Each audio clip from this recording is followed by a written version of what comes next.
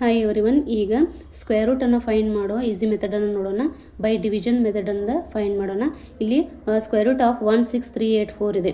Square root of 16384 ಯಾವ ರೀತಿ find ಮಾಡ್ಬೋದು? ಸೊ ಇಲ್ಲಿ ನಾವು ಏನು ಮಾಡಬೇಕಂದ್ರೆ 16384 ಬರ್ಕೊಂಡು ಬಲಗಡೆಯಿಂದ 2 ಡಿಜಿಟ್ ಆಗೋ ಹಾಗೆ ಗ್ರೂಪ್ಗಳನ್ನು ಮಾಡ್ಕೋಬೇಕಾಗುತ್ತೆ.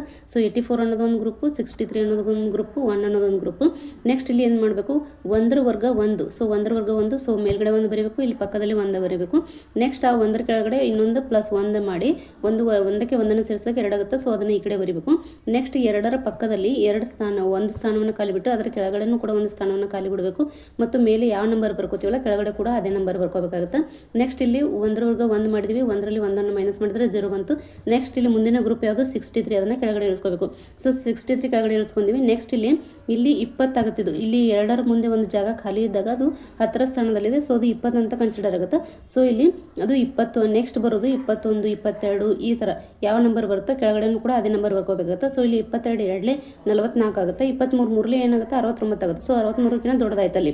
ಸೊ ಇಲ್ಲಿ 22 ಎರಡಲೇ 44 ಮಾಡಬೇಕು. ಸೊ ಮೇಲ್ಗಡೆ 2 ಬರ್ಕೊಂಡು ಇಲ್ಲಿ 2ರ ಪಕ್ಕ 2 ಬರ್ಕೊಂಡು ನೆಕ್ಸ್ಟ್ ಅದನ್ನು ಕೆಳಗಡೆ +2 ಮಾಡಬೇಕು, 24 ಆಗುತ್ತೆ. ನೆಕ್ಸ್ಟ್ ಮುಂದ್ಗಡೆನೂ ಒಂದು ಜಾಗ ಖಾಲಿ ಇಡಬೇಕು. ನೆಕ್ಸ್ಟ್ ಕೆಳಗಡೆನೂ ಕೂಡ ಒಂದು ಜಾಗ ಖಾಲಿ ಇಡಬೇಕು. ನೆಕ್ಸ್ಟ್ ಅಲ್ಲಿ ಸೇಮ್ ನಂಬರ್ಗಳನ್ನು ಬರ್ಕೋಬೇಕಾಗುತ್ತೆ. ನೆಕ್ಸ್ಟ್ ಇಲ್ಲಿ 63ರಲ್ಲಿ 44 ಮೈನಸ್ ಮಾಡಿದ್ರೆ ಏನಾಯಿತು? 19 ಬಂತು. ನೆಕ್ಸ್ಟ್ ಈಗ ಮುಂದಿನ ಗ್ರೂಪ್ 84, ಅದನ್ನು ಕೆಳಗಡೆ ಇರಿಸ್ಕೋಬೇಕು. ಇದು 1984 ಆಗುತ್ತೆ. ನೆಕ್ಸ್ಟ್ ಇಲ್ಲಿ 24 ಅಂತಂದರೆ ಇದು 100ರ ಸ್ಥಾನದಲ್ಲಿದೆ. ಸೊ ಇದು 240 ಹಿಂಗಾಗುತ್ತೆ.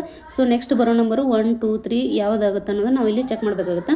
ಸೊ ಇಲ್ಲಿ 19 ಮತ್ತು 2 ಗಮನಿಸಿರಿ. 1984ರಲ್ಲಿ 19 ಮತ್ತು ಇಲ್ಲಿ 240 ಜಾಗದಲ್ಲಿ ಏನಿದಿಲ್ಲ ಅದು 2 ಗಮನಿಸಿದಾಗ 2 9 18 ಆಗುತ್ತೆ.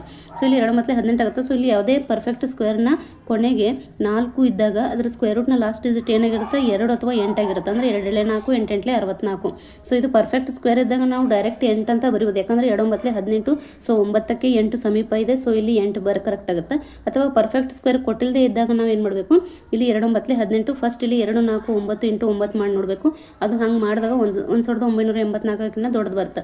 ಸೊ ನೆಕ್ಸ್ಟ್ ಯಾವುದು? 8 ಕರೆಕ್ಟ್ ಆಗುತ್ತೆ ಇಲ್ಲಿ. ಸೊ 2 4 8 ಇಂಟು 8 ಮಾಡಬೇಕು. ಅದು ಎಷ್ಟಾಯಿತು? 1984 ಆಗುತ್ತೆ. ಸೊ ಕ್ಯಾನ್ಸಲ್ ಮಾಡಿದ್ರೆ 0 ಬಂತು. ಸೊ ಇಲ್ಲಿ ಯಾವಾಗ ರಿಮೈಂಡರ್ 0 ಬರುತ್ತಲ್ಲ ಮುಂದೆ ಮಾಡೋ ಅವಶ್ಯಕತೆ ಇರೋಂಗಿಲ್ಲ, ಅಲ್ಲಿಗೆ ಸ್ಟಾಪ್ ಆಗುತ್ತೆ. ಸೊ ಇಲ್ಲಿ ಸ್ಕ್ವೇರ್ ರೂಟ್ ಏನು ಸಿಕ್ತು? 128. ಸೊ ಸ್ಕ್ವೇರ್ ರೂಟ್ ಆಫ್ 16384 ಎಷ್ಟು? 128.